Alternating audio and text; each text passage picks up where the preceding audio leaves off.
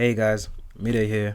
If you're new to the channel, I scale coaches to 5 and 6 figure months through complete lead gen systems. And if you're a returning viewer, welcome back. In this video, I'm going to show you exactly how to scale your coaching business to 100k per month in 2025. This is a full-length lead generation course for free. And this is the exact process that I've used to scale coaching businesses to 50 and 100k months like Denzel and Mehdi. This isn't going to be your basic run Facebook ads and hope for the best video. I'm going to be showing you exactly how to build a complete client flow operation system so that you can easily generate a predictable stream of qualified high-ticket clients. This video will show you the exact step-by-step process you need to follow so that you never have to watch another video on scaling your coaching business again. Now let's get into it. Right. So firstly, the problems that a coach may face when they're trying to scale their coaching business is stuff like inconsistent pipelines. So they don't know what stages people are at. So they have people coming in, you have some people booking calls, some people coming in as leads, some people you have people in different stages of the pipeline, and they're inconsistent, they're not predictable. Especially this is an issue coaches tend to face when they're running and relying on organic. So an issue that people have is that they don't know, one month they could have 10 leads, another month they could have 20. One month they could have 10 book calls, another month they could have 5. It's inconsistent. People are in different stages. They don't know what's going on. They don't know how to control the flow. And that's the main problem that tends to happen with organic, especially coaches that are stuck in the middle ground of about, let's say, 10 to 20k per month. Another issue they have is rising cost per lead. So what happens with especially people running, especially organic, I'm going to talk about organic a lot because that tends to be the other end of coaching businesses. You have basically the main two methods are organic through Instagram, etc., and YouTube, and you have paid through paid ads like Facebook ads and Instagram. So rising cost per L can be an issue. Some people can also be running ads and they could find that they're having an issue with their cost per lead. Maybe they're running ads themselves. Maybe they hired the agency, they're not happy with the results, so they're trying to scale, they try to get into ads, but their cost per lead is just too high and it's not making sense. Another issue a coaching business tends to have is founder-centric bottlenecks. So what this means is you have the founder or the CEO, the head guy, the face of the business. He commits himself to the business to the point where he cannot focus on anything else. He cannot focus on client acquisition. He cannot focus on producing content. He cannot produce on other things that are going to produce revenue. He's stuck doing product fulfillment, like client fulfillment. He's stuck doing all of the kind of the ads, the marketing, he start doing all the sales. So he's just limited in what he can do. Tends to be people that, you know, they start off a business, they're an entrepreneur and they haven't hired a team, or they've got 1 or 2 members and they're scared of trying to kind of scale and have too big of a team before getting the income. Another issue is leaky funnels. So as I mentioned before, you have people in different stages of the pipelines and you don't know what's going on. So it's inconsistent in the sense that, let's say you get 100 leads coming through, let's say a week, and you get maybe 1 booked call. That essentially is a leaky funnel because you shouldn't have, that means you have a 1% lead to book call ratio. So that means your funnel is messed up somewhere. Or you could have hundreds of people landing onto your opt-in pages or your landing pages and no one's converted into a book call or a lead. So that means you have a leaky funnel, because essentially what happens is people are coming in, but somewhere they're coming out, and that shouldn't be the thing. It should be people coming in and they're slowly funneling down into the end of the funnel, and not people just leaking out in one place. And a lack of system. So as I mentioned before, you tend to have entrepreneurs where they start off, they don't really have a system, they don't have CRM in place, you know, they're doing everything manually, nothing is automated. It can really hinder someone's growth, especially if you're trying to scale to stuff like 100k, 50k per month. You need to have system. And these are some of the main problems that coaches tend to come to me and say they have. And of course, I built the client for operation system around all of this to ensure that none of these become an issue further down the line. So as a coach, in my opinion, these are the prerequisites and foundations needed for you to scale through the client flow operation system. So number 1 is a proof of concept. So typically this just means that you have an offer that people want. Okay, you don't just you can run ads through for new offers. Dangerous, because you don't really know if people are going to buy it or not. If you are going to run a new offer, what we tend to do is we just run the ads. Instead of building out your whole landing page and the whole back end, we build out some ads, we see what leads we're getting, we go from there. If we're getting good quality leads coming through, we manage to book some calls, then cool. Then we can build out the back end. But a mistake that a lot of coaches tend to make is that they will build out their back end and their front end before proof of concept. Now this just wastes time and money and resources and energy, and it leaves you feeling demotivated, because what you've done now is you spent a lot of your resources on building out something that you don't even know is going to work. So proof of concept is super important, especially if you want to scale for ads. That's why I tend to prefer people who have an organic, people already making money through organic. The best client I could have is someone telling me, hey man, look, I'm making 20k a month organically, I've got everything in place, systems in place, but I just want to scale through paid ads. That's the best client I can ask for. Okay, so especially working with me, the sweet spot for me is 5 to 15k, but I will accept anyone with an offer between 2k and 20k.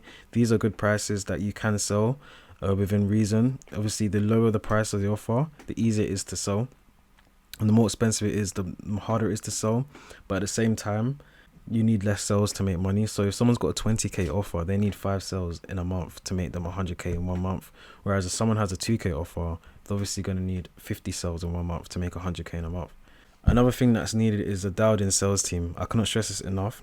I've worked with people before where they want to do lead gen, they're setting and closing themselves. I told them, look, if you want to scale to 50k, 100k per month, there is no way on earth that you can set and close and do client product fulfillment all at the same time. Through when you're only one person, you need to invest in having a team. A setter typically can take 5% and a closer can take 10%. You lose 15% total of your sales, but you can completely automate your lead gen business, because what this means is if you're having leads coming in, you don't have to call these leads, you don't have to chase them. You have someone calling them and chasing them. You have someone who's closing them. That means you're getting clients without even having to do a single thing. All you have to do is record the ads. Another prerequisite is optimized IG. I will not work with you if IG is not optimized, simply because, as you'll see further down the line, I use IG retargeting in my funnels, in my paid ad funnels.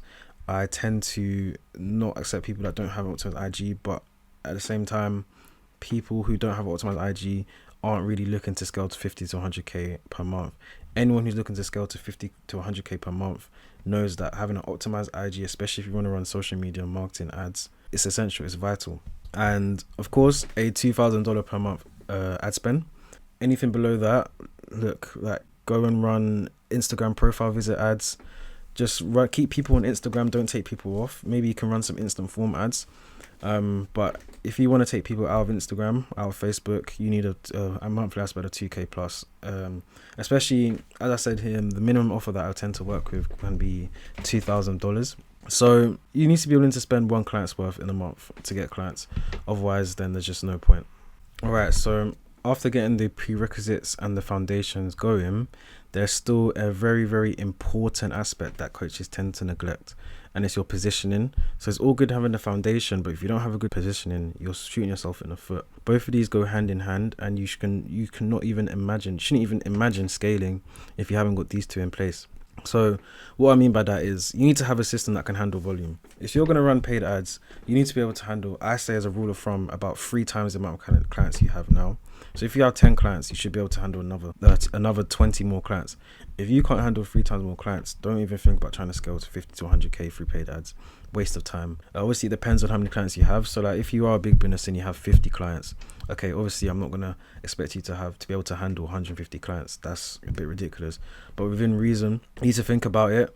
I'll run you through the numbers. You need to, if you know your cost per client acquired, etc., and you know how much you're putting into ads, obviously you can have an upper and lower limit. You need to know, cool, if my system was to hit this upper limit, would I be able to handle and deliver to the point where clients are happy and still handle the volume?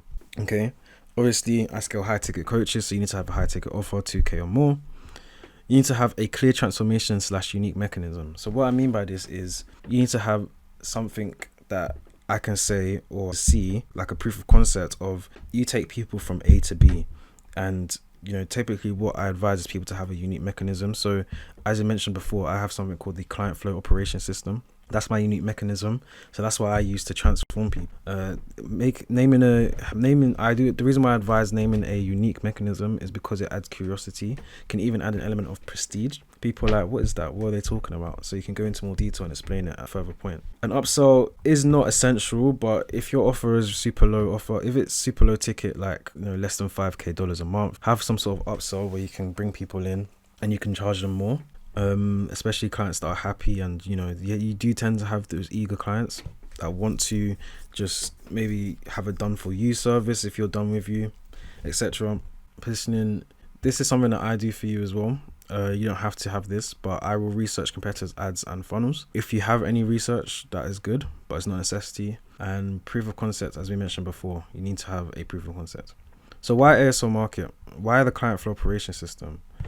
The first reason is that we minimize guesswork. So everything I do is based on research, it's based on live data, and I optimize and I scale based on this. I don't guess. Like, guessing, people think that paid ads is you run ads and hope for the best.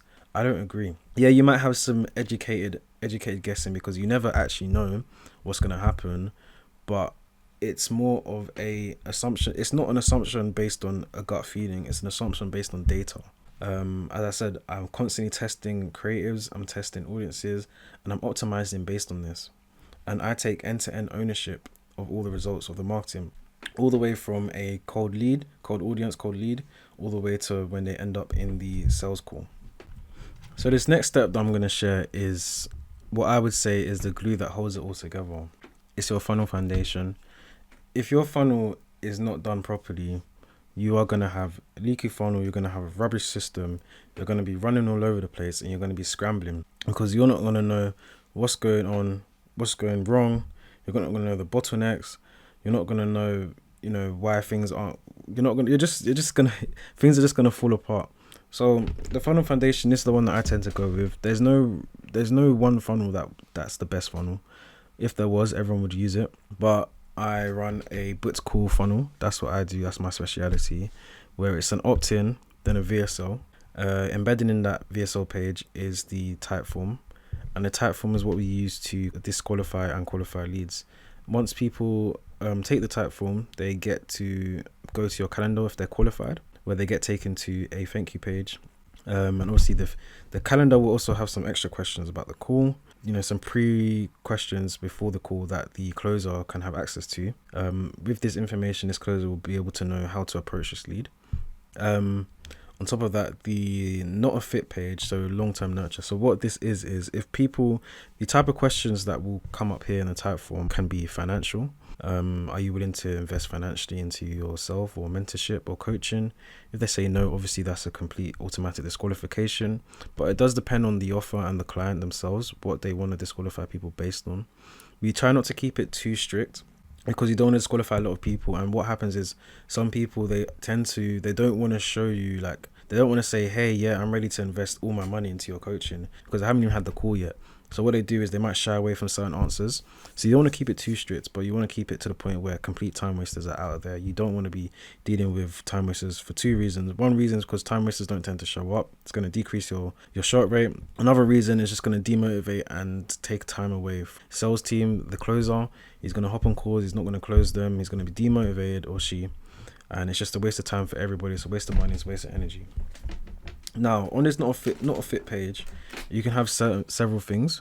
Some coaches have school groups where you can have them in like a long-term nurture. So you add them to the school group, because what can happen is maybe they're not qualified now, but they may be qualified at some point in the future, or maybe they're just not sold. So maybe they just need more time. You can send people back to their Instagram, send people to a WhatsApp group. You can send people to your YouTube. You can send people to essentially anywhere.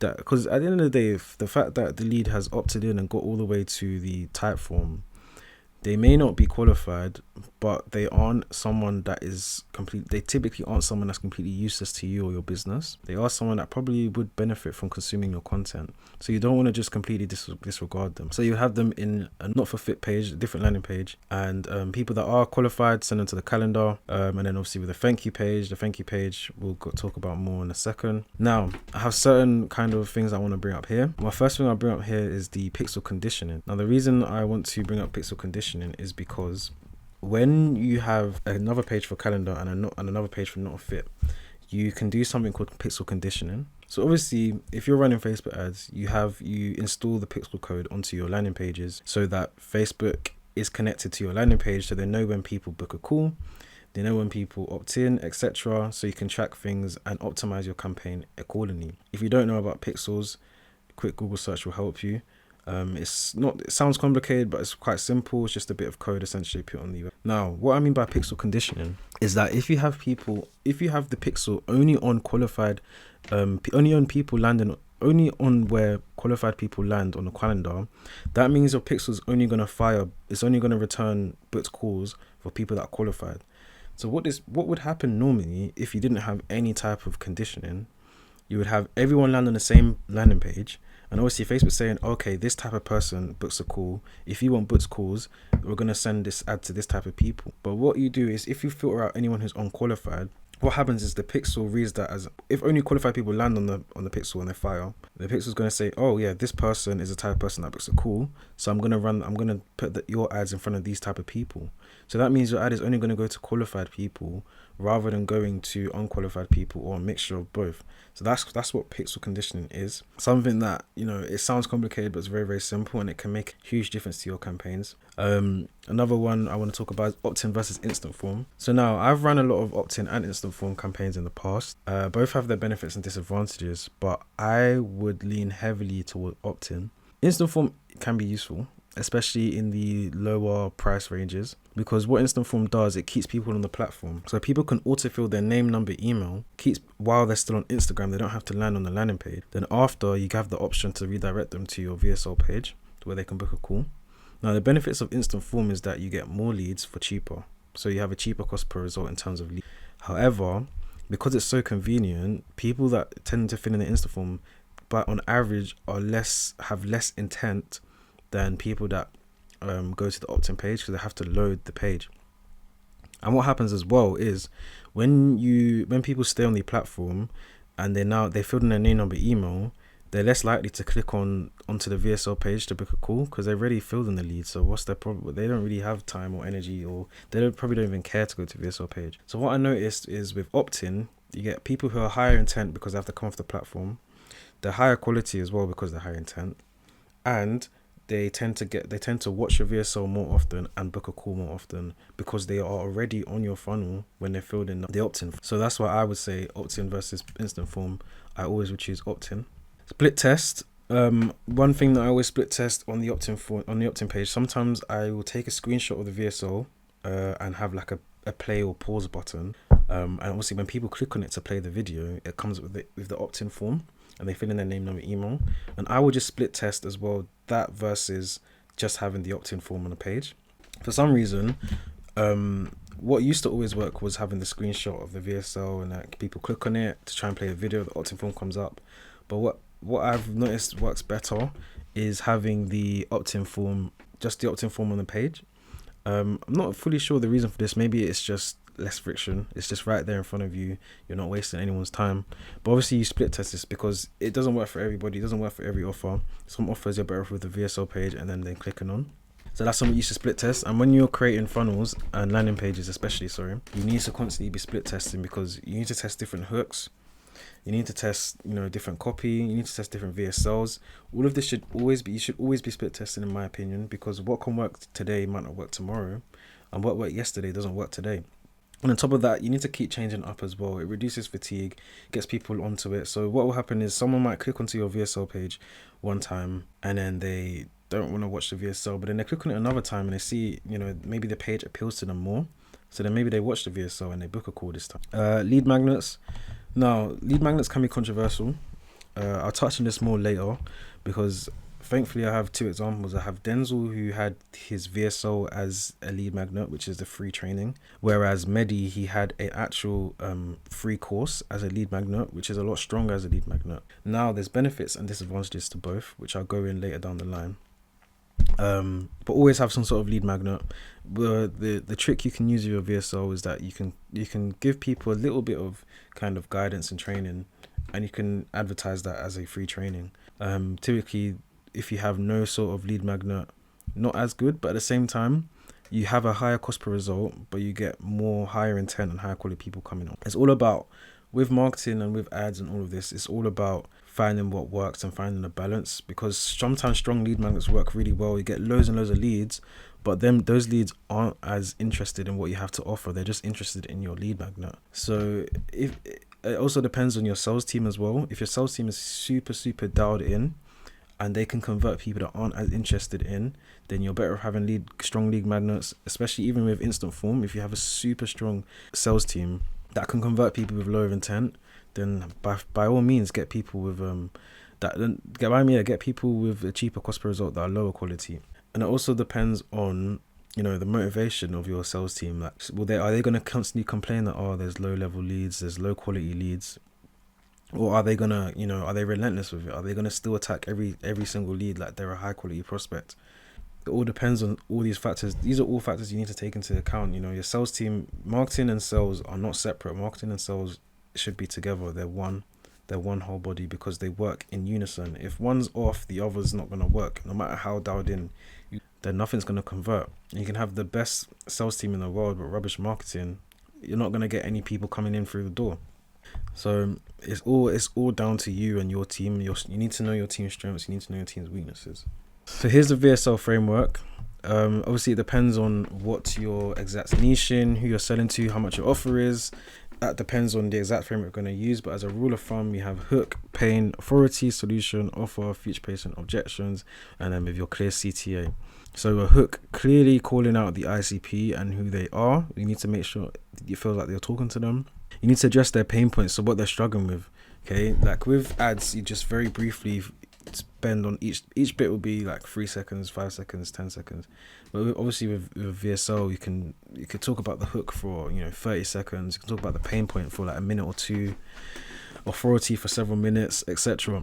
You want to go into more depth. It's basically like the ad, but just fleshed out completely. So you're not just skimming over things, you're going into it. You're going into, hey, like your fitness coach stuck on 5 to 10k per month, but you want to hit this, that and that. Talk about their hook. Maybe they're constantly being ghosted by leads. Maybe they've got an unpredictable system. You're trying through IG, you're trying through this, but nothing seems to work. Authority, kind of show people who you are, introduction to who you are, why they should listen to you. The solution you have, maybe introduce your unique mechanism and what your offer is. So what is it, what are the benefits, and what is it you actually do? And then future pacing. So imagine 1 month from now you have a sales calendar that's completely booked.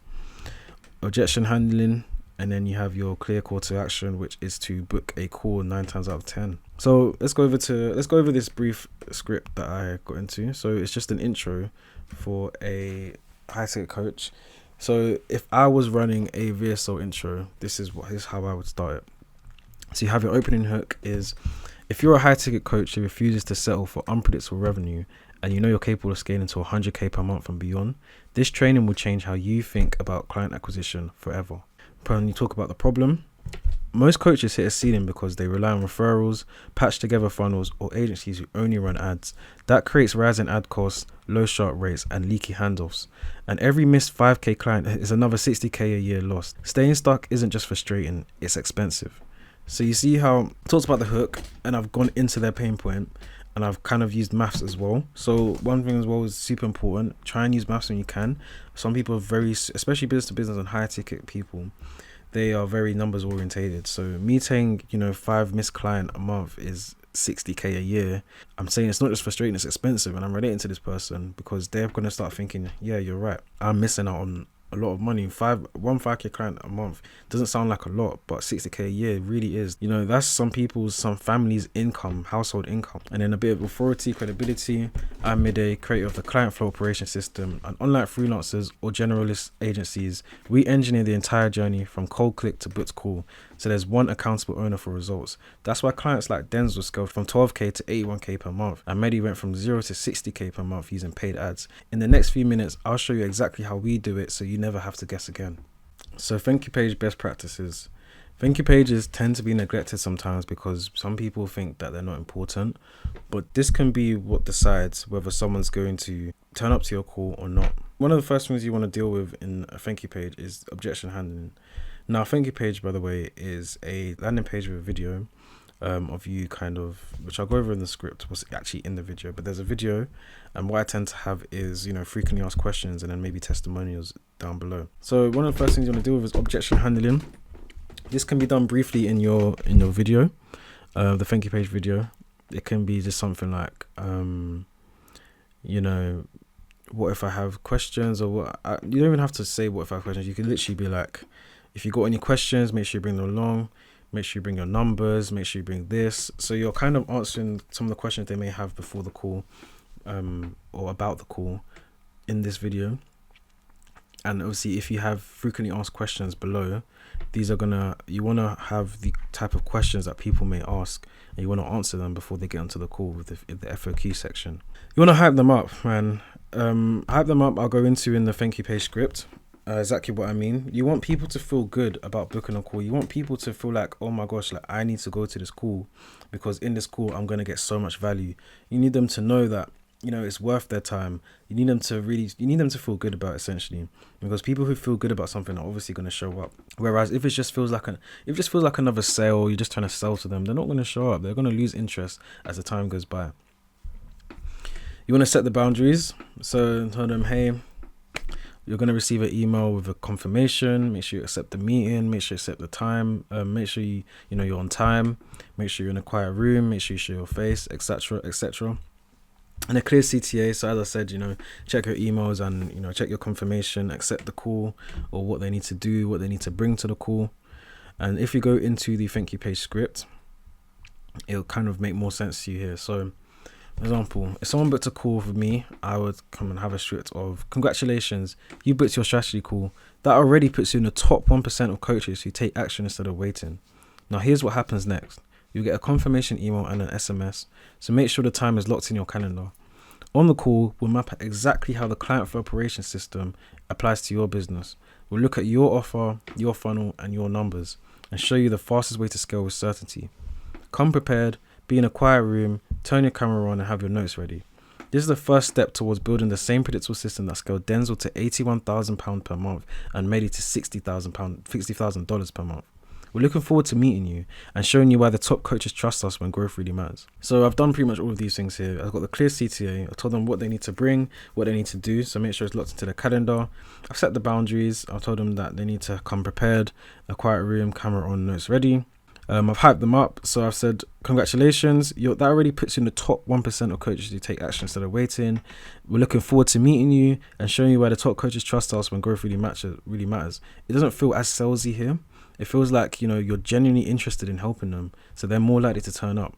And objection handling as well. Not a lot is done in this kind of thing, but in the frequently asked questions, it will be. But this is just a sample script. And for my actual paid clients, we will go into much more depth than this. This is probably about less than a minute to read. Typically, it will be 2 to 3 minutes long. Okay, so now, here's where it gets interesting. Here's the juicy stuff. And here's where I'm going to really need you to settle down and listen in, okay? So now we're going to get into mastering Facebook ads. If you don't have a pen and paper, if you don't have a note taker, if you don't have some sort of document that you're taking notes, I advise you to start taking notes now, because this is where it gets really complicated. But I'm going to break it down in a way that's easy to digest and understandable for all of you. So let's get into it. So the first thing we have when creating the Facebook ads are, you need to know what your messaging is going to be centered around. Now, you probably will have, as a high ticket coach, several ICP profiles. So what I would do is I would take a pain point and I would use that as a marketing angle. So what I would do is, typically you'd have 2 to 4 hooks that are interchangeable, that you'd be able to swap around and the ad still makes sense. And you would have 2 to 3 ad bodies as well, that you can swap around that still makes sense. The hook needs to be emotional and scroll stopping, and you need to aim for something of 30% hook rate. That's what I aim for. Anything below is okay, but 30% hook rate is a good hook rate to have. Typically people have around 25%, but 30% is what you want to aim for. So you need to be super emotional. It can't just be Bob standard, like, are you a high ticket coach that's trying to scale? You could be like, are you a high ticket coach that's tired of being stuck on the 5k per month treadmill? You need to make it emotional. Like all of these boring hooks, every Tom, Dick and Harry is running that type of hook. It's just, are you a high ticket coach that's trying to scale? You're not gonna differentiate. People aren't gonna stop. People are gonna be bored. I'm already yawning even thinking of that ad. Okay, so you need to make stuff that's emotional. You need to think outside the box, and you need to make varieties. I know a lot of people suggest even higher than that. I've seen people go up to 6 hooks and 5 bodies that are interchangeable, perfectly fine. Just depends on your ad spend, the ad budget, how much time you have, also you or your client, like, are they willing to even make that many ads? Because you're not just going to do one pain point. You're going to have several pain points. I advise maybe starting off with 2 or 3 minimum. So if you let's say you did 4 hooks, 2 bodies, that's 8 ad variations per pain point, and you had 3 pain points, that's 24 ads. Okay, so someone needs to be comfortable with filming 24 assets essentially. Campaign setup, let's go into Ads Manager and I'll kind of quickly walk you through it. So typically start off with a leads campaign, of course. Especially when testing, it's all going to be ad set budget optimization. You don't want to select any of these. You want to go into your ad set name it whatever you want, name the campaign whatever you want. And now is where it gets interesting. Make sure your pixel is installed. So obviously this is where you choose where you're gonna get the conversion. Is it instant forms? Is it websites? Is it both? I typically use website. You want to maximize the number of conversions. If you have conversions API and you have all of these custom value conversions where you can enter how much a lead is and all these complicated ads, then by all means do it. You probably know how to do it better than me, but typically what I will go for is maximize the number of conversions. Choose your pixel, and your conversion event is important. Okay, so now here's where I need you to listen. If you are running ads, so your first time running ads, or you're only running £200 or $200 per day, then 100% optimize for leads. Because some people say, hey, I want to get booked calls, so I'm going to optimize for booked calls. Problem is, if you're not even getting 5 booked calls a day, like you're probably not spending $500 a day or $400 a day. There's no point, because your pixel's not going to get enough data.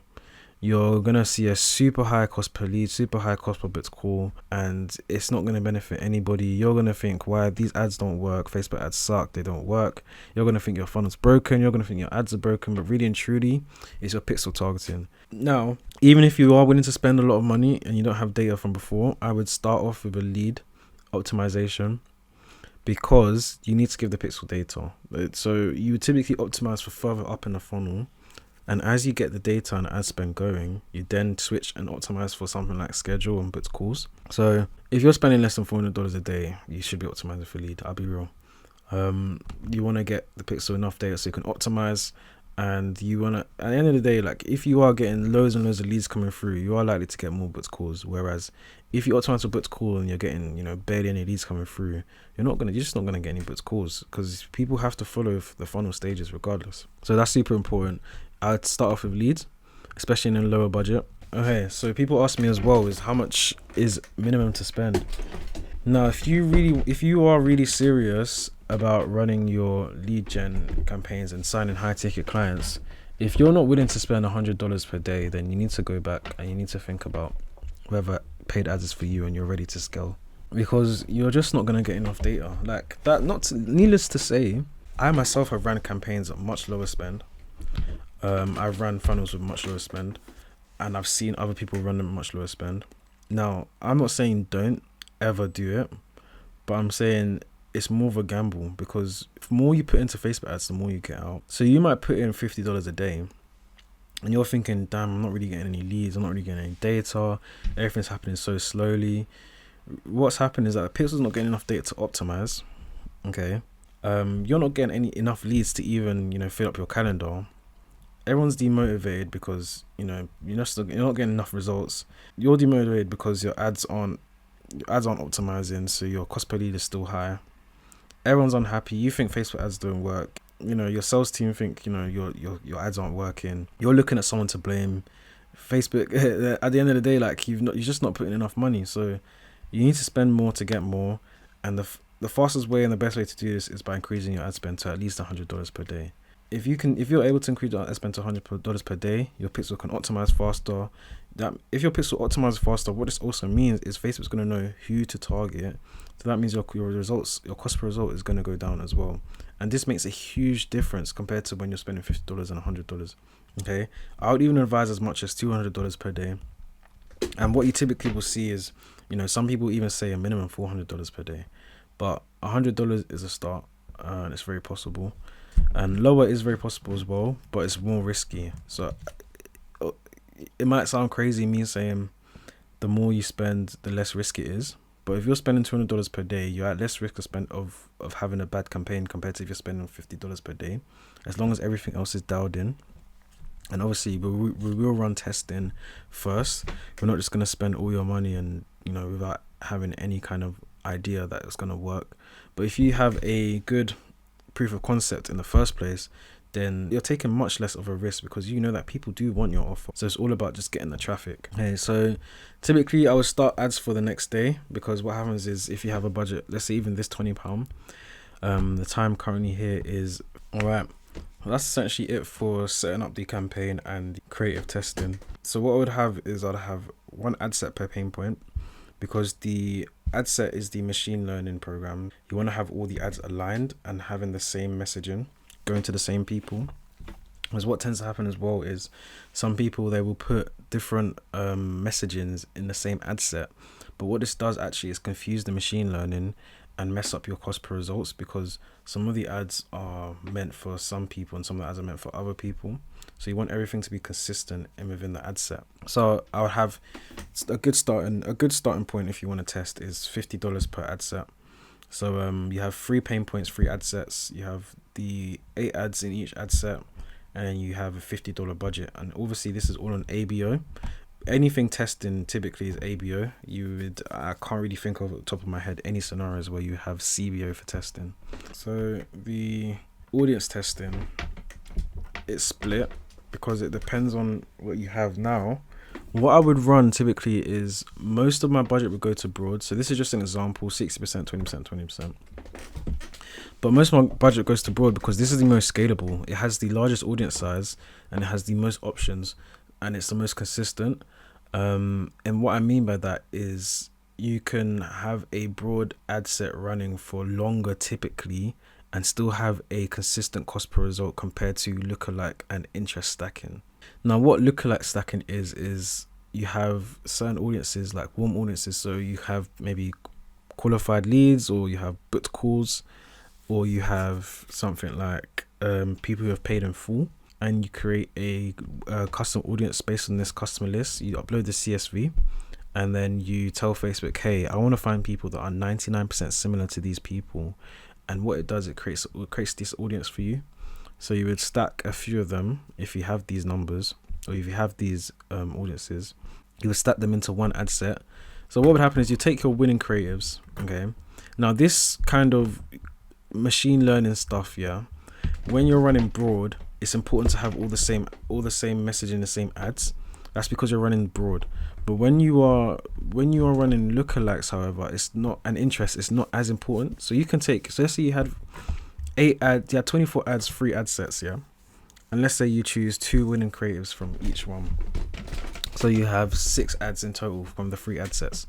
You could put all 6 ads into each one of the lookalikes, each one of the interest stacking ad sets, and you can scale them. And that's fine because the audiences that they'll be going to tend to be more they're already warmer or more accurate. So you don't have to rely as much on the machine learning from the ad set level to have your aligned messaging, because Facebook is not reading your creative and it's not targeting based on what is said in your creative. It's targeting based on the audience you've given it. So this is it's a different type of model that's used to target.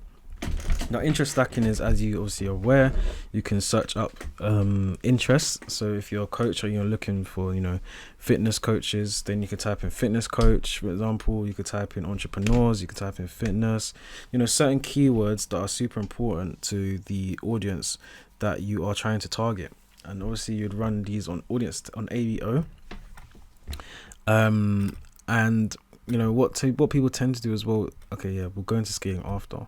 But you would run this on ABO, so you have the same budget, and you in the testing phase, you'd have the same budget, and then you let them run it for the same amount of time. Typical amount of testing time, I didn't mention this before, it can be 72 hours, so 3 days. So you give them all the same budget, creatives and ad sets, whichever one you're on. Run them for 3 days, and you see what the results are. Obviously, if you have a clear winner by day 2, then cut off the others. Or if you have very clear loser, then just turn off the clear loser. There's no need. It doesn't have to be 72 hours. And then the winners, you just scale. So typically, what would happen if you're trying to scale is you put all the winning ad sets, all the winning creatives into a CBO campaign. So I would have a creative testing campaign, an audience testing campaign, and a scaling campaign. So you put them into CBO with your budget, and you tell Facebook, hey, this is the budget I want to spend per day on my main campaign. Can you distribute the budget depending on what's working best? So it might spend most of its budget on broad, it might spend most of its budget on lookalike, depending on what's working at that time. So here's just a quick example of a ad script. This is just 2 hooks, 1 body. Normally you have more, but because of the space and time, I cannot really include too much more. So for example, hook 1, coaches, are you tired of burning through ad spend and still relying on word of mouth to land clients? Or hook 2 is, coaches, every no-show and ghosted lead isn't just frustrating, it's thousands in lost revenue you'll never get back. And then you have the ad. So then what would happen is I would say the rest of the body, and I would swap the hook. So one of the ads would start off with this, and one of the ads would start off with that. So you go on with, every month you delay fixing your lead flow, you're leaving thousands on the table. Worse, your calendar stays empty while competitors with weaker offers are closing your clients. I'm Midday. I've helped several coaches just like you scale to 5 and 6 figure months using the client flow operation system. And this system doesn't guess. We do the research and handcraft complete automated lead gen systems that are optimized and scaled using live data and aggressive testing techniques. So instead of chasing unqualified leads, you'll have a predictable pipeline of premium clients booking calls every week. Just like Denzel, who went from 12k a month to 81k per month with this system. Now, imagine logging into your calendar and seeing it filled with qualified calls, not no-shows, but prospects who know your value and are ready to buy. Click the link below, watch the short training, and book your call with my team today. Now, obviously, this was just a kind of sample example ad script. The people that pay me, they get a full-length ad script completely optimized with hooks and bodies, all varied, that all are high quality and world-class copy to relate to their ICP. It shows off their unique mechanism properly, the benefits, CTAs are clearer, etc. So this is how I would run the creative and audience testing and the scaling. It sounds kind of complicated, but once you actually get in and start running it, it's a lot easier than how it sounds. You just need to practice. I could tell you all the theory in the world, but without the practice, then it's useless. Okay, so that's ads done, ads mastery. So I've taught you how to creative test, how to audience test, how to scale. And essentially, if you need help with setting any of this up, book a call with me and my team today. We'll see if the client flow operator system is a system that I can apply for you and your team. So moving on to retargeting. This is a key step that a lot of people tend to miss out on. So an okay marketer will run top of funnel ads and maybe even some middle funnel retargeting. A great marketer will run ads at top of funnel, middle funnel, bottom of funnel, and also retarget from top of funnel, middle funnel, and bottom of funnel. So these are the 5 different kind of areas in terms of retargeting that I mean. So one area is content nurture. So if you have run ads before and you're in communication with your sales team, one of the main issues that I've seen is the sales team tend to complain that people coming onto these sales calls are too cold. So the sales calls become more of an education call rather than a sales call. So part of the reason to get over this and get past this, part of the way to do this is by something called content nurture. So we set up an engagement campaign optimized for just people engaging, whether it's likes, views, comments, etc. And we don't have a CTA for this.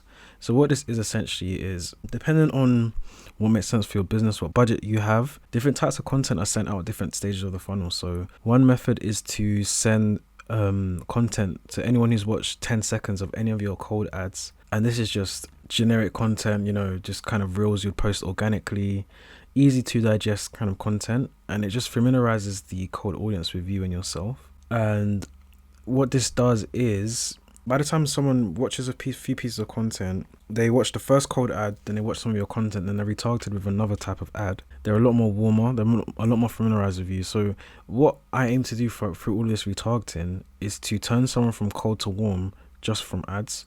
And this is something that people don't realize is very possible, as obviously typically people wouldn't convert even from the first 3 ads they see from you. Think about this organically, right? If someone was a follower on your Instagram, yeah, they would not convert after the first piece of content they see from you.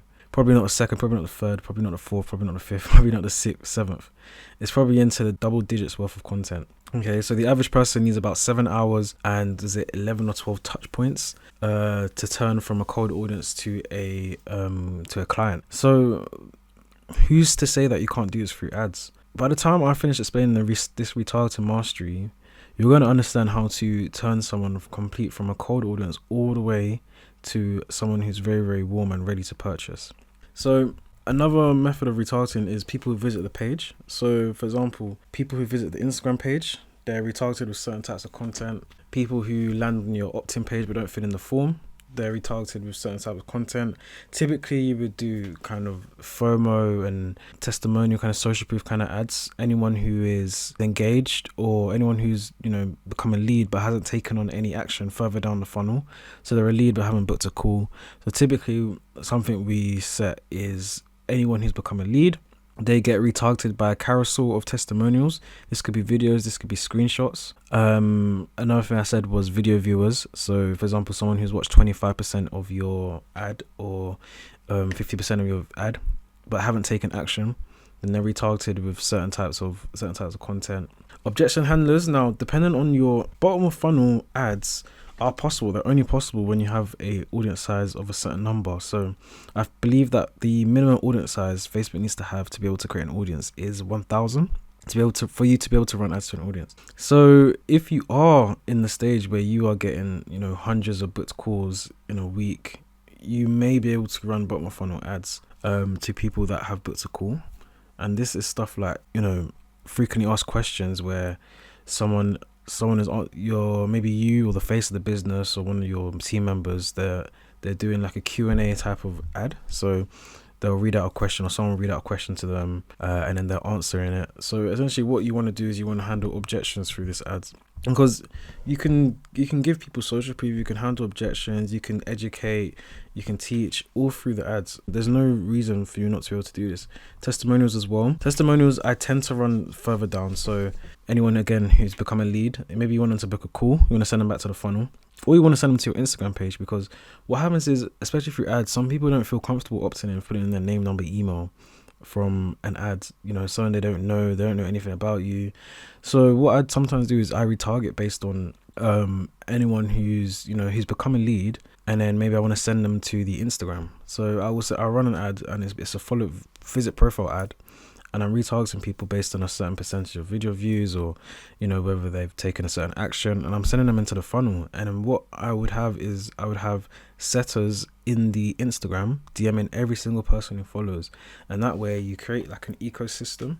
So you have people converting from Instagram DMs, you have people converting through the funnel, and you're catching everyone from every different angle.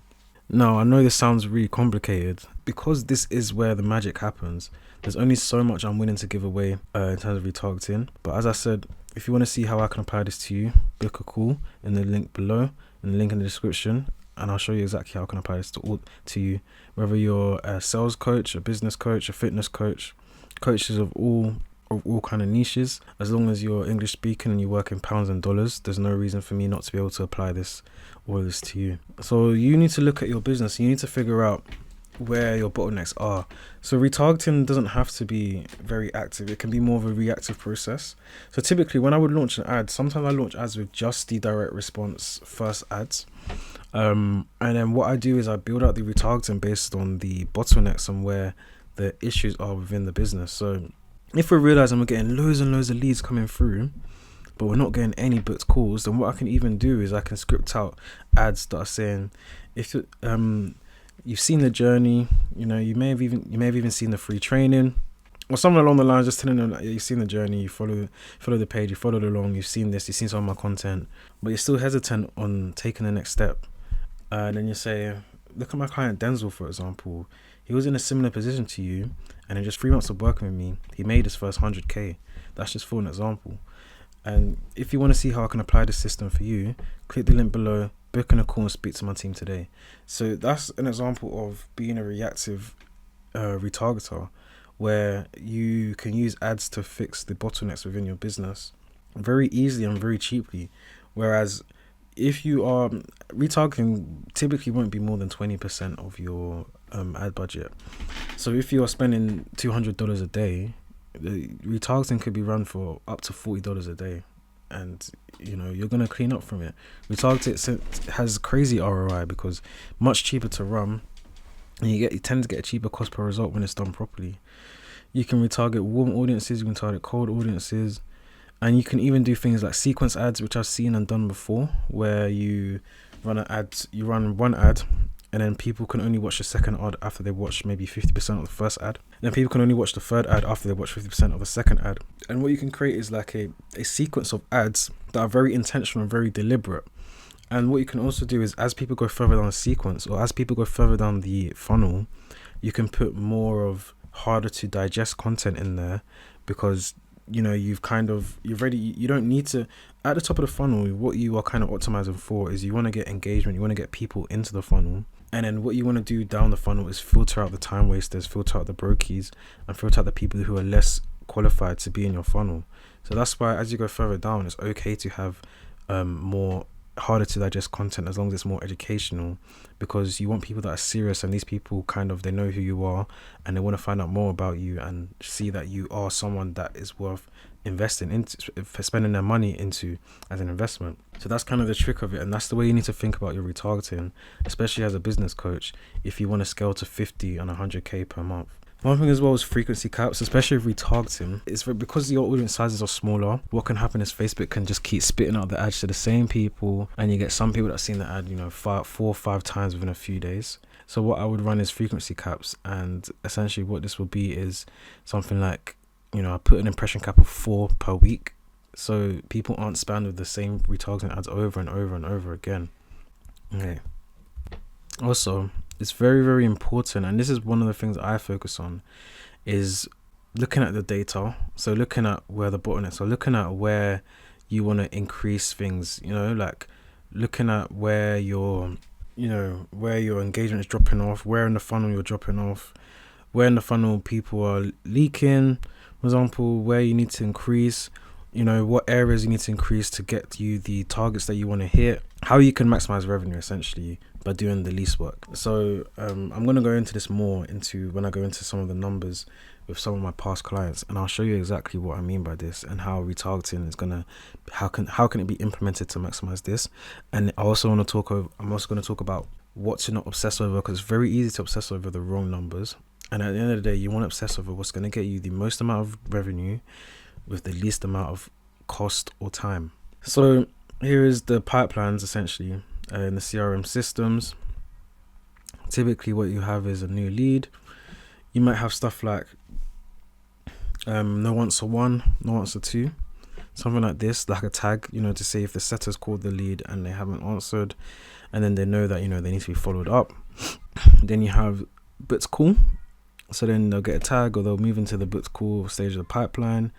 Essentially what this all is just, you're very easy, if you want to identify bottlenecks in your business, you need to know like the numbers for how many people a month or in a week are in the new leads, how many people percentage of people that move on from a new lead to a booked call, percentage of people that move on to booked call to close, or you sold to them. These are very, very important numbers and very, very important things to look at. So your pipeline needs to be set up properly so that you can look at it's informative and it's not waste of time, it's not clunky, it's all clear and crystal clear exactly what you need and what areas of business people are at. Okay, so what I would have as well is, depending on how the call goes, did they cancel, were they a no-show, did they hop on the call, were they lost, as in you didn't close them, did they require following up of the booked call? So what this means is, maybe you didn't close them, but they're not unqualified. They maybe need to sort their finances first. So maybe they require following up, and then maybe they can even be put on a long-term nurture, for example. If I select my thing here. I could even have this going on here. Okay.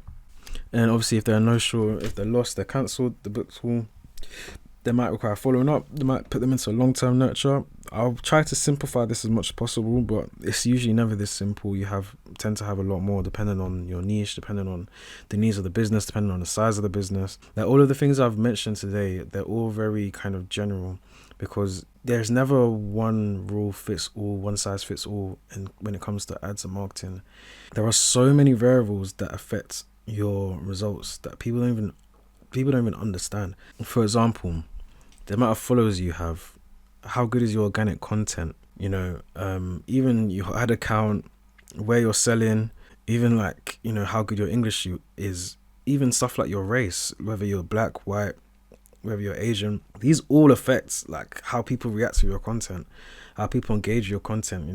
Like there are so many variables. It depends on your niche, depends on how old you look, depends on how attractive you are. Honestly, I promise you, like I've seen it where, like, especially when I first started, I tried to apply the same things and copy and paste the same strategies for different coaches, and I promise you, if you do that, you're just going to end up having some wins and some massive wins and some massive losses, because you can never use the same kind of general rule. You can use a similar system and like similar kind of thought processes, but everything has to be tweaked. Every single thing has to be tweaked, whether it's the amount of ads you're doing, because even stuff like the ad spend as well needs to be taken account for. So what I'm trying to say is that everything needs to be accounted for, everything needs to be intentional, everything needs to be dialed in, nothing should be guessed, and it's not one size fits all. So moving on to SMS and emails. Okay, so especially SMS and emails is just lead nurturing, booked call sequences, no-show recovery, and onboarding. I believe that the two most important are lead nurture and booked call sequence. Some may argue against that, but I don't think you even should run ads if you don't have these two. I think you can still run ads if you just have these two. No-show recovery is just an automated kind of, they get certain emails or SMSs kind of contacting the leads kind of to get them to book a call again or get them back into the system. Onboarding is just some automations. So, when someone you have it set, so no matter what time of the day it is, it could be 3 a.m. in the morning, you're asleep, someone makes a payment, then they automatically get, emailed the next steps or what to expect. It makes you look so much more professional. It gets people kind of onboarded without you even having to do anything. It basically makes your life a lot easier, and that's why having a CRM is super vital, especially if you want to scale to 50 to 100k per month. Not having a CRM makes your life a lot harder, and it's worth an investment. Go High Level, I believe the cheapest rate they have is $97 per month, which I think is such a worth it investment. I believe if Go High Level or all CRMs doubled their prices today, people would still not hesitate to use them, because they are that vital for making your life so much easier as a business. So obviously part of this is, you get confirmation email, SMSs when you book a call and when you take certain actions. You get reminders for booked calls, so 24 hours before the call, maybe 2 hours, 15 minutes. You get pre-call FAQ videos, so if you book a call, you might be sent an email with some FAQ, a video answering certain objections, so you want to handle objections. Then, as I said, the onboarding optimizations. Now, when I'm doing lead nurture, typically I want to try and address someone and take them through the journey. So the first emails will be more, and typically they are about 14 days, 2 weeks. They can be 10 days, they can be longer, they can be shorter. Again, it's not one size fits all. So typically I would talk to someone as if they're unaware that they even have a problem. Obviously they opted in, they must be somewhat aware, but you have to just kind of start from scratch.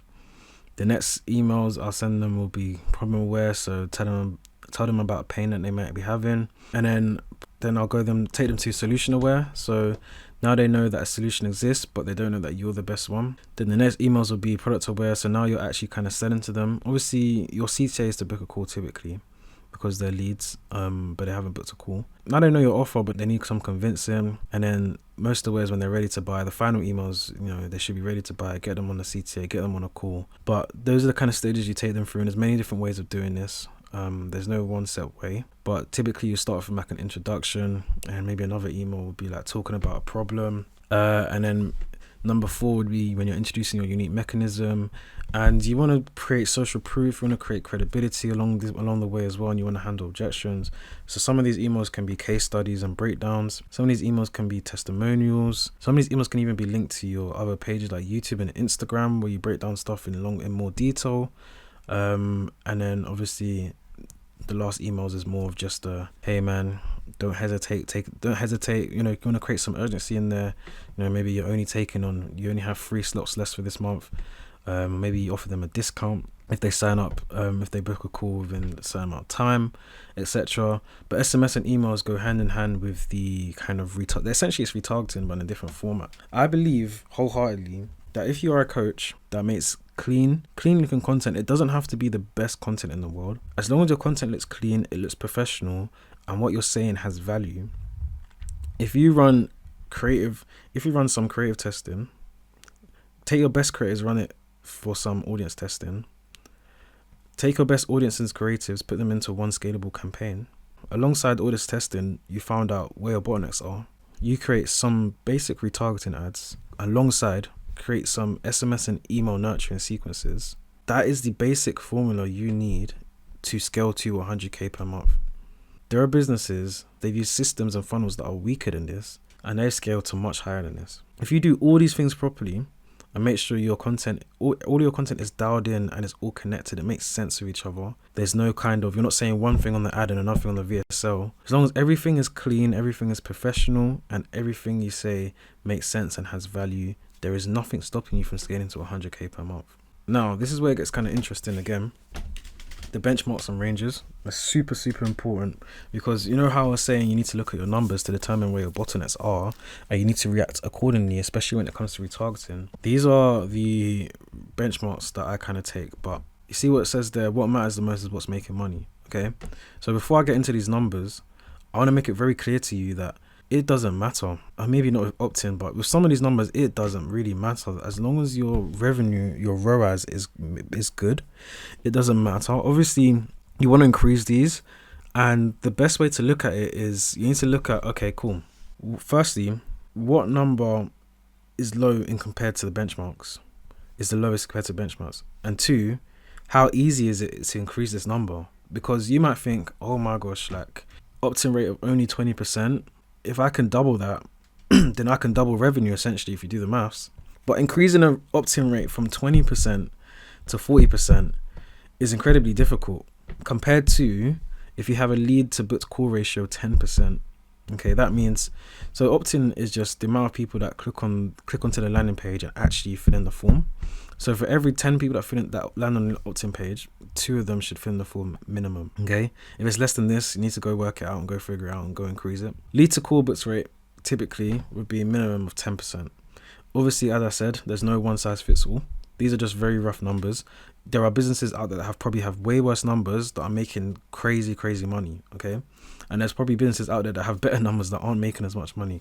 Okay, just because these aren't set in stone and these aren't values that you should take as do or die. But I digress. So what I was trying to say is it's probably way easier to double your lead to book call ratio from 10 to 20% than to double your opt-in percentage from 20 to 40%. Okay, or even increase by 10%. Okay, so which is the same as doubling in the case of lead to book call. So you need to look at what numbers can you increase the easiest. Okay, so show up rate. Increasing your show up rate by 10% from 6% to 70% is quite hard. Okay, the difference from increasing it from 6% to 10% is not a lot in terms of revenue. I don't know what the actual numbers would be, but let's say you have 100 booked calls, you go from 60 to 70, you get 10 more booked calls with a close rate of 30%. That's 3 more closes. Okay, whereas if you increase your close rate, in fact, let's even do the maths now. Let me write it down. Okay, so you have let's say you have 100 booked calls, your show up rate 60%. Okay, so then that's 60 booked calls, close rate of 30%. Let's just say for numbers sake, that's 20%. 20 people closed, yeah, from 100 booked calls. So now, if you had 100 booked calls and you increased the close rate, the show up rate by 10% to 70%, you have 70 calls now. And if you were to close them, you would have, let's say, for numbers sake, you'd have 23 closed deals. So you have an increase of 3 by increasing the show up rate by 10%. You have an increase of 3 closed deals per 100 booked calls. Okay. Now, if you were to increase the close rate from 30% to 40%, which is much easier typically than increasing something from 6% to 70%, depending on the business and how dialed in your sales team is. So if you had a close rate of 30%, you have 100 booked calls and it's 60% show up rate. That's 60 people actually show up. 30% close rate, you have, let's say 20 closed deals for numbers sake. And then if you have 100 booked calls and you have 60% show rate, 60 show up, then you had a 40% close rate. Okay, you have a close rate of 6 times 4. You have closed 24 deals. Okay, so that's 4 deals closed. So you have to look at it in terms of what is easier to increase and what actually makes the bigger difference. So what matters most, everything I'm going to say about benchmarks and ranges, it just comes down to what matters most is what makes the most money. Okay. If your numbers, for example, I've seen ads that have CTRs of 0.5%, but they're printing, and I've seen ads with 2% CTR that aren't making any money. CTR, by the way, if you don't know, is click-through rate. It's the percentage of people that see your ad and actually click on the ad. So you want, out of 100 people that see your ad, 1 person should click. The numbers sound crazy low, but when you're advertising to a cold audience, those are typically the type of numbers you'll get. And cost per qualified, but it's cool. Between $200 and $400. Again, depends on the price of your offers, especially with these as well. Depends on the price of your offer. Depends on who you're selling to, how good your sales team are, like everything. All that's what it depends on. A more expensive offer will have more expensive numbers naturally. A cheaper offer should have the cheaper numbers naturally. That's just the way the cookie crumbles. Now you might be asking me, Midday, please help me. Like, I don't know what numbers to track, and in my Facebook columns, what numbers am I supposed to be looking at? Never use the suggested Facebook columns. Always customize your columns. So these are the columns that you can feel free to pause and have a look through. But I track obviously the campaign name, ad set name, delivery. Well, that's whether the ad is on or off, or what stage it's at. So if it's on learning phase, budget, how much. So let's say my budget is £100 a day. Amount spent, so it might be £100 a day, but at a certain time that I'm looking at it, £60 has been spent. Frequency, how many people have seen the ad. So even with creative fatigue, we might as well hop into creative fatigue here. What can happen is you tend to see fatigue when your frequency hits almost 2, so maybe 1.8, 1.9 to 2. What this is, it just means that the average person has seen your ads 2 times if your frequency is 2. So that's when your ads start to fatigue. Obviously everyone's seen your ads and they've seen your ads more than once, so time to get some new ads in there. Reach is how many unique people that have seen the ad. Impressions is how many times your ad has been seen. So if you have a frequency of 2, you would have 100 reach and 200 impressions. So it's 100 unique people have seen your ad, but your ad has been seen 200 times because the frequency is 2, if that makes sense. Unique link clicks is the amount of unique clicks your ad has. I always go for unique because what can happen is if you don't have it on unique, you just have link clicks. One person could go and click on your ad 4 times or click on your link 4 times, and it'll make you think, oh yeah, my ads had loads of clicks. But really and truly what it is, it's just one person has clicked the ad several times.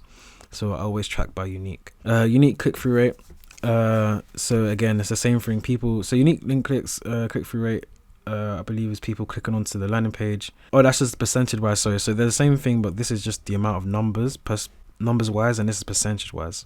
Obviously this is just the cost, how much it costs for you to get a link click. Typically £1 or less. In dollars, that is I think about $1.2 or less. That's good. Leads, cost per lead. Now I can't tell you what good cost per lead is. Again, I'm gonna route it back to what matters most is what makes money. It's what's making money. Because I've seen people, especially when I first started, and especially people who are new to ads, they obsess over cost per lead, which is so dangerous. A more important metric is, how the quality of the leads and how much money is being generated from that ad. So you need to track what ads are getting you what sales, and you need to do this through UTM parameters on the ads. If you don't know what these are, I'm sure there's several YouTube videos out there that tell you how to add UTM parameters. It's just basically like a piece of code you add onto your ad in Facebook Ads Manager, and it tells you exactly what ad set, what campaign each lead comes from on your CRM. So you could have an ad set or an ad that has a really high cost per lead. Let's say you are selling a 5K service, okay, and you've got a cost per lead of $20. That is quite high compared to typically what you see. You typically see the number around 10, depending on what industry, what niche, what countries you're selling to. It's not a fixed number. Never take it as a fixed number. But I digress. You could have a cost per lead of $20, but if you are closing several leads from that ad, that's perfectly fine. Whereas you could have a cost per lead of $5. You get loads and loads of leads coming in, but you're barely closing anyone. So do the maths, which one makes sense? It's the one that's getting you closed deals. That's the one that makes sense. No, that's not to say if you've got a cost per lead of really, really high, or if you've got a really low budget, don't be careful, but don't obsess over it, and don't take it as a do or die. Look deeper, look beyond that. As I said, with Facebook ads, you need to be willing to spend money to make money. And you need to be willing to burn a bit of money before you start really making money, because again, it's a lot of educated guessing. You're never going to get it right all the time, but as long as you learn from what doesn't work, then that's all you can ask for. It's a lesson learned, not lost. Because the more doesn't work, the more times you try and it doesn't work, the more likely you're going to get it to work if you are someone with intelligence and decision making and discernment. Obviously, if you're an idiot, you're going to spend money, you're going to realize what doesn't work, and you're not going to learn from it. But if you're someone like a high ticket coach who has intelligence, you're going to learn from it. Or even if you're an agency owner, you're going to learn from it, and you're going to know what not to do for next time. And I say most of the things I've learned from Facebook ads, I've learned more from the losses I've made from Facebook ads than I've learned from the winners. I know it sounds kind of crazy, but now I know what to not do, and now I know when things go wrong what to do to get out of those situations. And I think that's super important to know, because if I was someone who came into ads and was just winning, I wouldn't know what to do if I suddenly stopped winning. Whereas now I've taken so many losses that when things go wrong, I'm calm and I know exactly what to do. I don't panic. I don't turn off the ads immediately. I look at the numbers. I reassess. Should we get more retargeting in? Should we increase the budget? Decrease the budget? Should we change the funnel? I know exactly how to get around these problems. And that's exactly what clients pay me for. And that's exactly how you can get clients to 100K per month. Because if you do not know how to handle and deal with the problems that come with running paid ads, then you are simply going to spend money. You might get some wins, but as soon as it starts to go wrong, you are going to lose money, and you're never going to get back to the levels you were before you started losing. So appointment scheduled is just books calls, cost per books call. CPM is how expensive is it to get your ad out there. So if you're unaware, you're basically media buying. You're buying that space, that media space. You're competing with several other people. CPM depends on several factors, how good your ad is. Meta doesn't want people to see rubbish adverts. If your adverts are rubbish, Meta is not going to push it out. Your CPM is going to be more expensive, which means it costs more for your ad to be put out there. If your niche is super saturated, then it's going to cost more to get people out there, get your ad out there. Oh, sorry, edit that part, the last line I just said. So yeah, the worse the quality of your ad, the less people like your ad, then the more expensive it's going to be to input to bid for that space, for that marketing space. And the more competitive your niche is as well, the more difficult it is for you to get your ad out there, more expensive it is. So if you have a completely saturated niche, your CPM will be higher than a niche that's unsaturated. People aren't really competing. It's going to be cheaper to run your ads, so more people are going to see your ads for cheaper. That's just the way it is. It changes seasonally as well, so this is CPM is a number to track as well, just to pay attention, because you might be thinking, oh wow, like why is the results going down? But then you look at CPM, and CPM's gone up. That could just mean it's a seasonal thing, things pass. You need to be super patient with ads. You need to know your numbers, and you need to be confident as well. Quality ranking, engagement rate ranking, conversion rate ranking. These are all three different things that Facebook tracks, and it uses to judge and score your ads. The better ranking you have on these three things, the cheaper your CPM will be. Quality ranking is just, are people having a good reaction to your ad? Are people staying on Facebook and Instagram after watching your ad? Are people happy after watching your ad? Yes, Facebook knows. Facebook uses your front camera to read your reaction to seeing ads, or people's reaction to seeing ads and content. So they know how people react to each piece of content. If you don't believe me, search it up. Engagement rate ranking is how well are people engaging to it. Are people liking it? Are people filling in what you need them? Are people liking it? Are people commenting? Are people watching it? Conversion rate ranking is are people becoming leads? Are people booking calls, etc. Video plays at 25% and 50%, 75% average video play time. That's just for me to know personally. Oh, I need to put in hook rate in there as well. I've missed out hook rate. But personally, these are things for me to know based on, you know, are people watching through to the ads compared to other ads? Are people dropping off quite early? That means, you know, maybe we need to adjust the body. Maybe the body isn't strong enough compared to other ads, etc. It's just the more you know, the more you can work out on. And when things go wrong, these are all things that I always go through, and I go through each number to make sure that the numbers are adding up and making sense. Okay, cool. So why listen to me? Why take in anything I say? Why not go to other people? Why not go to other industry leaders? Okay, so as I say, like, I've been running ads for a few years now, and I've done a lot of research and I've had a lot of experience. I've gotten results, and I've relied on word of mouth and referral. The issue with me is that I've not built a lot of content out there, so people don't know who I am. So the reason why I'm doing this is to let people know who I am. I might be new to content, but I'm not new to the ads, and I'm not new to funnels. Okay, I have the proof here, and I'm going to explain some of the numbers to you. So this is an example of a very healthy ad account and some healthy numbers. So as you can see, Denzel, this was some of his ad account. I think we spent over 60k total pounds, which is like something like $80k. But this is just from this ad account. We have 2 for him. As you can see, we spent 38k. You know, we've generated 4,641 leads at an average cost of £8.08. 479 booked calls, average booked calls 78.28. Probably cheaper because, you know, some of these campaigns weren't for booked calls, I believe. But yeah, I digress. Okay, so if you let's look at his biggest one, the biggest spender out of the list we have here. I should have got some of the other ones, but let's just make do with what we got. Okay, cool. So for example, look at some of his numbers. You know, at the end of the day, it's about revenue, what generates revenue. Because remember how I said a unique CTR of 1 is ideal? His unique CTR is 0.6. That's 40% lower than what I would say is good. His cost per unique link click, I said £1 is a good metric. It's £2.59. But he generated 32 leads at £8.10 and 4 booked calls at £64 per booked call, which is good.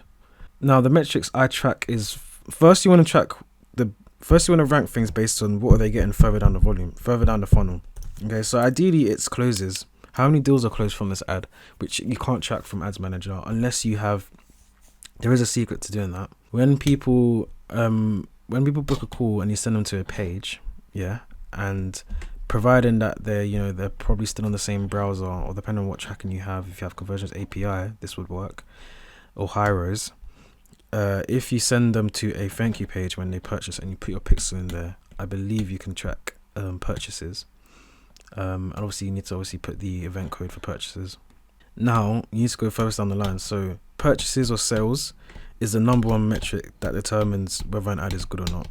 Your cost per lead could be sky high, but if you're getting a good return on ad spend in terms of closes, then who cares? And after purchases, it's booked calls. So how cheap are you getting booked calls from this ad? So this ad could have a super high cost per lead, but if its average cost per booked call is low, then it doesn't matter, because what you want is you want to get things further down the line. Sales are more important than booked calls. Booked calls are more important than leads, and leads are more important than, never mind, leads is basically the top of funnel essentially. So yeah, so then the first things I'll look at, I'll look at booked call, how many booked calls we're getting, cost per booked call.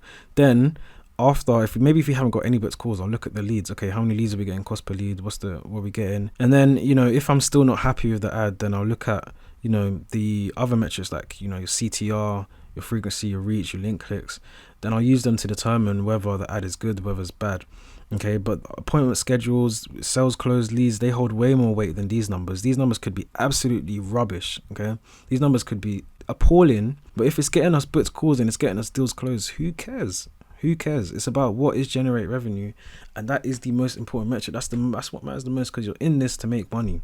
Okay, at the end of the day, you're not doing this because you want clicks per se. You're not doing this because you want loads of leads. What good is 1,000 leads if none of them convert? What good is 1,000 booked calls if none of them convert? You're not doing this for booked calls. You're not doing this for leads. You're doing this for sales, for deals closed at the end of the day. So that's what matters the most. So people tend to obsess over metrics that don't really matter, and they get themselves in a pickle because they think, oh no, my metrics aren't good enough. But no, you need to focus on what is generating the revenue. Okay. And then we have Medi. Don't get this wrong. Medi, he has a very, very strong organic offer. He makes, well over 6 figures a month. So don't be confused by this. This is just from, he's new to paid ads. He trusted me to run his paid ads, and we've absolutely smashed it. Okay, so I remember I was speaking about the difference between a strong lead magnet versus not a strong lead magnet. So Denzel doesn't rely on a strong lead magnet. He relies on free training, which is his VSL.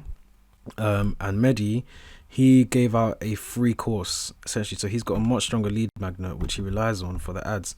So we're going to compare like what these numbers actually mean. So Medi spent 2k. His average cost per lead was no cost per lead, but his average cost per lead was £3, I believe. Don't know why it's cut off here, but yeah, the cost per lead of £3. Yep.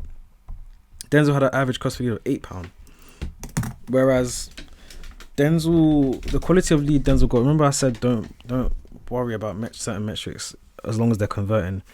I wasn't worried. I was very happy with £8 cost per lead because Denzel was converting way more of those leads, 4,000 compared to Medi. He got 590, but obviously he didn't compare. I think Medi has a 10k offer. He converted 6 of them, which is one in 100. But the reason why that doesn't matter is because his leads were so cheap, and he had a strong lead magnet. When you have a sales team that doesn't mind going through that many leads, there's nothing wrong with that. And on top of that, he's created an ecosystem. These leads are being retargeted as we speak. Actually, we're running a retargeting campaign where we're getting people to book a call. So these leads aren't gone to waste. They can always be contacted at another time, but they might take longer to convert. But the point I'm trying to make is Medi has a stronger lead magnet, so he gets a cheaper cost per lead, but they're less qualified. But he's made it work. From a $2,700 ad spend, I've converted it from pounds. He's generated $60,000. Let's say it was $3K. That's 20, yeah, isn't it? Yeah, so he's got a 22x ROAS. 22x, it's crazy. Okay, from giving out a free course. He has a crazy high unique CTR. He has a not that low, but decent cost per unique link click. But yeah, that is the difference between someone who relies on a strong lead magnet compared to someone who doesn't. The numbers look completely different, and on paper you may think, oh no, like Medi's doing way better than Denzel because he's got 590 leads for £3 per lead. Denzel's got he's got loads more leads, but £8 per lead. But the quality does matter. Medi's gonna have loads of people coming in that aren't interested in what he has to sell, but it doesn't matter because you only need, for example, he's sold to 1 in 100, and he still made a 22x return on ad spend. So what matters at the end of the day? What matters is what makes revenue, what makes the money. Okay, there's no one way to do it. There's no one size fits all. So if you tuned in this far, I've got a guarantee for you.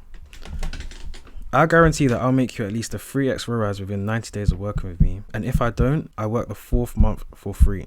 Now, you see how I work, how I move, my thought processes around everything. I track everything through a master tracker, which tracks all the marketing and the sales. Everything is accounted for and tracked from start all the way to finish. Okay, I know what I'm talking about. I know how to run ads. I know how to run retargeting. I know how to create funnels. Okay, I know how to create landing pages. I know how to script. Okay, this is not new to me. So you have 2 options. You can try and do this yourself. You pay for things. I believe you pay for things in 2 ways. You pay for things with your time, and you pay for it with your money.